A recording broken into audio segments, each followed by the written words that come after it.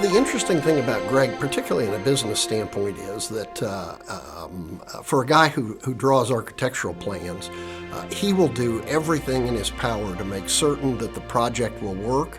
He will do everything in his power to make sure that the project will come in on time.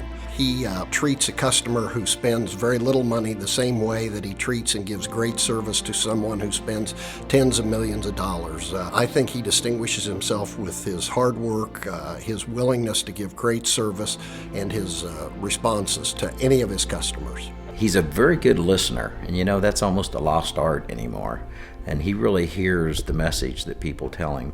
And he does a good job of getting a lot of different inputs from people, kind of formulating and processing that information and coming up with a strategy or a solution to a problem. Greg's a really smart, intelligent, competitive, sharp businessman, but he also combines that with his own personal values and ethics and ties them together, and he's probably the most principled leader and businessman that frankly I've ever known. I think he's proud of the business that he's built, Schwerdt Design Group, and the interior design firm that goes along with it. It started very, very small and modestly, and I believe he does business now in dozens of states and has projects all over the country. And we're just always impressed with the quality of his design, the integrity of the firm. Greg's a good partner as well, so we partner in different things, and one of the things we partnered in lately is the Blue Moose restaurant in Topeka. So you'll find Greg most afternoons or most lunches over at the Blue Moose.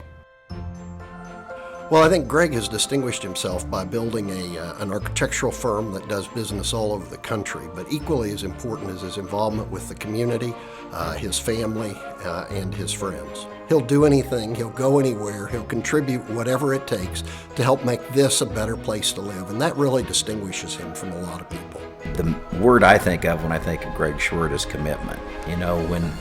When I've worked with a lot of volunteers, and sometimes you're lucky if you get 60% of their time, or they show up 60% of the time. With Greg, it's always 110%. He takes it seriously. So let me give you a great example at St. Francis. We have quarterly town hall meetings with all of our associates, and so informational, kind of hear what's on their mind. Greg's our board chair. We might have 12 to 18 meetings a quarter. Greg's at every one. I think his cause is Topeka, is to make Topeka a better place to live. I called him about the downtown project. He was quick to step to the plate, and he knows that Topeka, anything we do in Topeka, is good for the community and good for business in general. Greg is very proud of the work he's done with the Greater Topeka Chamber of Commerce. I know that he is extraordinarily proud of the work he's done with Go Topeka. And on a personal level, I think when he chaired the fundraising campaign for the Capper Foundation, it was an extraordinary success because of his hard work and his dedication. Greg's been involved in everything from his church. He's probably one of the finest examples of working with the Catholic Church in Topeka. I think his faith really drives that he's called to make a difference, and I mean that's manifested in just about every organization in this community. And so anytime you see a special event, you see a capital campaign, you see somebody that needs advice or just some leadership, Greg's name is always there. I found with Greg too, he's constantly learning and pushing himself to learn new things. So he's been on our board at St. Francis Health. Healthcare is a very complicated, difficult, at times very bizarre business model. And Greg dove right in and found out where he could learn more, whether it was going to conferences, attending meetings at the hospital, whatever he can do, he sinks himself into learning new things. What's more amazing is he balances that with his personal needs to develop his own business and to grow that business and his livelihood. Greg has a quiet humility in his leadership that doesn't necessarily extend to his true passion, which are the Jayhawks.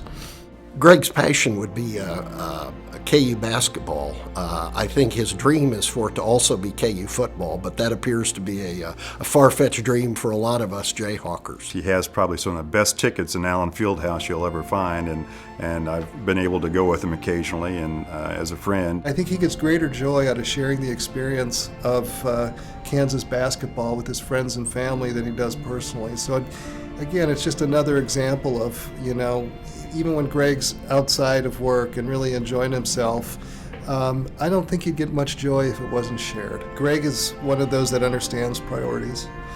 and business doesn't come at all costs. He's got a wonderful, supportive family, an extended family.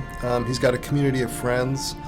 And I mean, it seems to me like what he does, he works really, really hard, but he does that to make a better life for all those around him. I think you'd be remiss in describing Greg without talking about his brothers and his parents, Ed and Loretta, and they set the standard of values and competition and expectations. They set them very high for him, and he's worked very hard to do that, and he is as passionate about his family as he is his profession. His children and Laura, his wife, Corey and Megan and Jordy are the stars that light up his life, and while he probably spends more time working than he should, he will give and do anything he can for them to be happy and successful. What a beautiful example of putting it all together in terms of who he is with his family, who he is in his community, who he is with his business, and I think we all could learn from that.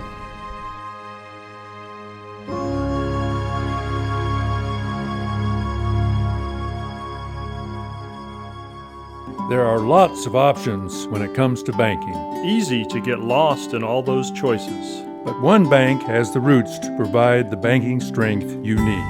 I'm Jack Dicus, Chairman Emeritus. And I'm John Dicus, Chairman and President. One bank has weathered the storm, standing strong and secure. Giving you security and safety when you need it most. A true blue story of integrity, strength, and security. Capital Federal.